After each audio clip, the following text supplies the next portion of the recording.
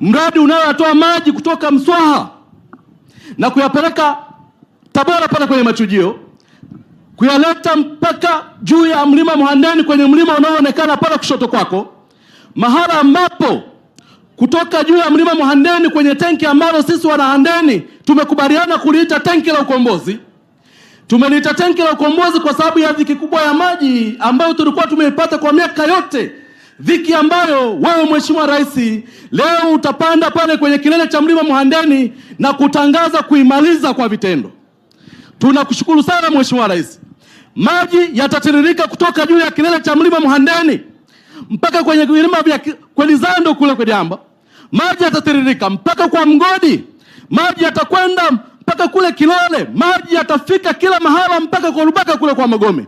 Wananchi hawa wanaofurahi kwamba maji yatawafikia kwenye maeneo yao. Maji